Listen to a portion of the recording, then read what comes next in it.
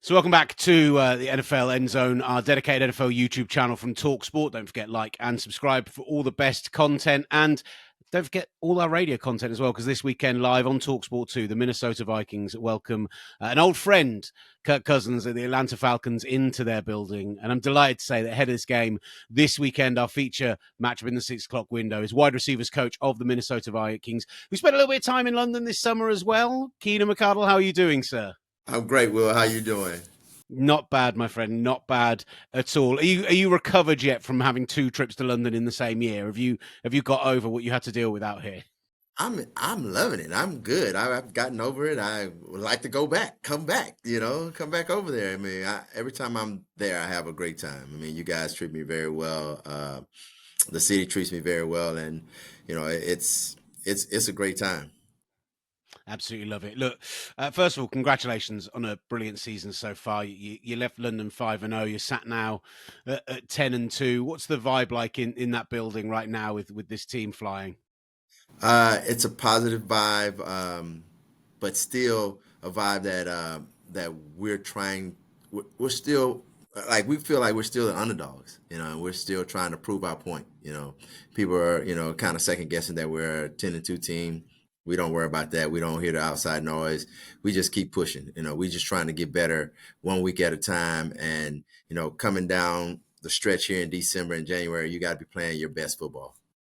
Yeah, it's rough being in a division where people are second guessing you, and you've got 2 of the 3 teams with the best record in the NFC around you as well. So I get it, but I've loved watching you guys play this year, and I look back at that win over the Cardinals last week, coming from behind, the offense coming to life late. What do you think that said about your team, the way you put that performance together last weekend? It builds character in your team, especially in offense, to know that you can you can say we haven't been playing our best football, but we put together 2 drives that really made a difference in the game. And like some of my old coaches would say, you have to win some games like that sometimes, and that's playoff football. You might have to come from behind, or it might be the last drive, that you have to put a touchdown or put a scoring drive together to win the game. So we did that. As people would say, we checked that box. But as an offensive coach, we don't ever want to get to that point in a game. But to be able to check that box was really nice. Yeah, 1-point win, 25-point win is still a win either way, right? Right. At the end of the year, people are not going to say it was a 1-point win or 40-point win. It was just a win. Talk to us a little bit about you talked about those drives, and I think what I've been really impressed with, and this kind of speaks to you, your room, and I guess the tight end guys as well, that it's the guys like Jalen Naylor turning up on those drives. It's the guys who are kind of third receivers, second tight ends, and you guys are really spreading it around the offense a lot. Not a huge necessary direct reliance on the undoubted superstars you guys have there. What do you think that says about the way this offense is put together this year and what those guys are doing for you? It says a lot about those guys because they work a lot to get other guys open, but when it's their opportunities, they make their plays. I mean, and it's a big kudos to our quarterback, Sam Darnold, because he believes in those guys. He knows those guys are going to be in the right spot at the right time, and everybody's thinking it's going to TJ or JJ or Jordan. Those other guys, Johnny Munt, Jalen Naylor, all those guys are stepping up. Josh Oliver stepping up, and it just shows you that we have a lot of playmakers on our team, and you just can't rely on the top 3 guys. The other guys are making their plays, so it makes us a really good offense. It's tough to defend when you got a lot of playmakers on the field. Talk to us about how you personally go about creating that winning atmosphere within your wide receiver room, and making sure that guys know that yes, we have some superstars here, but that everyone is important. You know what? I tell them all the time. We work for each other. We're in this room to work for each other. One time you might be the guy that's running off, and it's his time to be the primary guy. The next time it could be you. And they understand that. They believe in that. They see it. No better way to show them is that see it on film. Like, okay, he just ran a post route. Now I got this in cut, and I'm wide open. Next time I run this corner route and he runs another end cut, the other guy runs the end cut and he's open, and everybody's getting the ball. And so we keep a family atmosphere and understand that we all work for each other. With that being said, you do have Justin Jefferson in that room. He gets this huge contract this off season, comes back from what was a tough year last year with the injuries. Working with him year 3, year 4, what is he doing now that is showing you that he's still improving, that he's still becoming a better player? He has the hunger every day he goes out and practice. He wants to get better. I mean, a lot bolts on how you practice to me. I think if you do it right during the week, it'll be excellent on Sunday. I think he comes out to work every day, and that's what I love about him. And I push it. I push it because I tell him it has to feel right for you during the week, so it can be perfection on Sunday. You do it the right way. If it ain't feeling good during the week or you haven't done it because you haven't put the work in, it's not going to be right on Sunday. So they believe that it shows up on Sundays. And, I don't have any problem with guys coming to work and working hard on Wednesdays, Thursdays, and Fridays, because that's the standard we set. We got to go out there and do it the right way on Wednesday, Thursday, and Fridays, because on Sundays that we want it to be perfection. How do you balance for you the fact that Justin has gone 6 games without a score now, which I'm sure is personally frustrating for him, but that includes a 5-game winning streak, including beating some kind of big playoff rivals in that run, right? So how do you balance keeping him, up there, happy, knowing he's doing his job, whilst also, showing that you couldn't be having a better record right now? The first thing you said, you got a 5-game winning streak. We're winning. I mean, without you even scoring, which means a lot for the other guys around you. They're picking up the the stuff when they're trying to double him.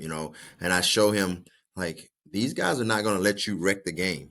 We're going to try to keep him from wrecking the game. So other guys got to step up. So now that other guys are stepping up, he sees that, and now the coverage will lax a little bit and give him more opportunities. So I think he understands that because he's a student of the game, so he sees it. And we still want to get in the end zone. That's the thing that we always, every time we get a chance, and I tell him sometimes, they might not let you in the end zone the easy way. You got to get in there the hard way. You might have to break a couple tackles, stiff arm some guys, jump over the top of somebody just to get in right now until we get some more guys scoring, and like we have, I think the coverages will lighten up as we continue to make plays at other positions. You must still have a temptation, though, even when he is doubled, to put the ball up to him, because some of those contested catches are legitimately insane to watch. It is. I mean, you always want to give him an opportunity. If he gets any kind of, one-on-one with a safety, you want to, and then the corner is trailing, they thinking that we're not going to throw it, and he'll go get it. I think he understands that.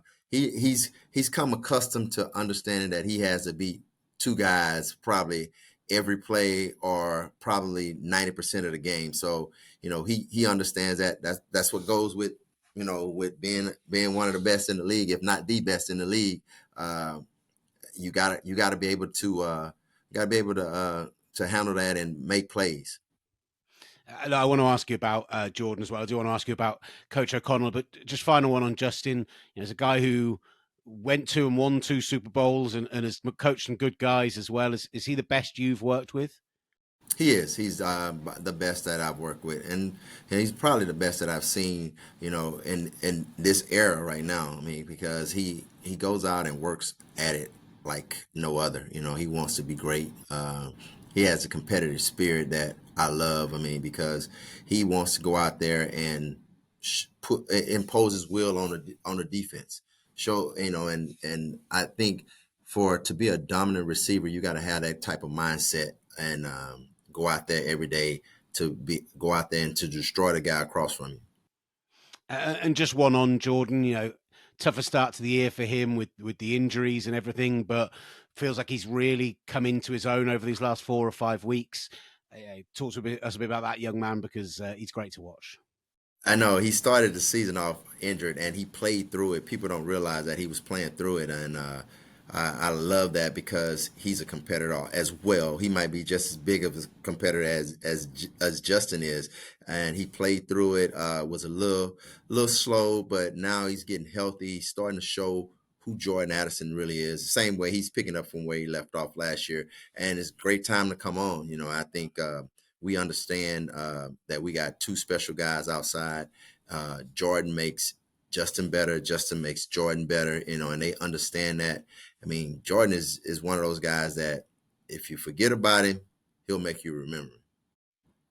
Love that. Absolutely love that. And just finally, do you want to ask you about Coach O'Connell, about your relationship with Kevin? Because I am an unashamed fanboy of his. I loved him in Los Angeles. I love what he's done there in Minnesota. And I think what he's done with Sam is real proof of the kind of coach he is. But talk to us a bit about what he's like for you behind the scenes, what your relationship with him's like, and what you think makes him, a class above.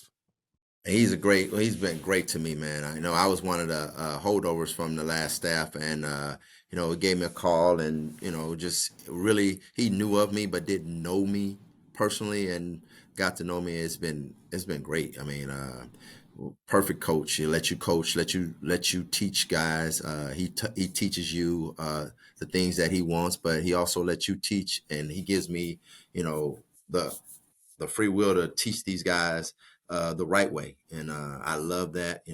I think the players love it too because, speaking of Sam, come in, give him so much confidence. He gives every player in this building so much confidence and belief that they can do it the way we're coaching them to do it. And when, as a player, and me being a former player, when you got a coach like that, it makes you go out and want to play for him and believe that you can do whatever, and that's how you turn teams around. That's how you change the atmosphere, the culture in the building, giving everybody belief of the process that we're trying to do to get to being a great team.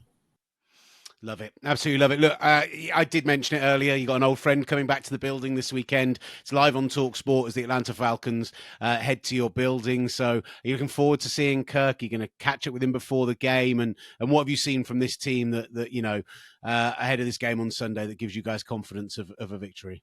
It is great to see Kirk. He's an old friend. Spent a lot of time with him. Great person, great player. But he's a competitor. He's an enemy this week, and we got to go after him. I think before the game, Bill Belichick used to say no fraternizing with the enemy, but I'm gonna say hello to him, and then I'll give him a big hug after the game. But I think this team is a team that's desperate right now. Not when I say desperate, they're leading their division, but they need to win this game to keep on top of their division. So we're going to have a team that's coming in fiery, ready to play football. So we have to be ready for them. They're playing really good defense on the back end. All the way around, they're playing good defense. So we're going to have to establish the run and do some things, to slow those guys down. And, it's going to be a good football game. And like I always say, every NFL game this time of the year will be really good. Yeah, hope so, because I can't wait for this weekend. I think it's going to be a great one. And as I said, we are carrying it live. So do check it out on the talkSPORT network. Coach, really appreciate your time. Thank you again so much, and good luck for Sunday. Thank you, Will.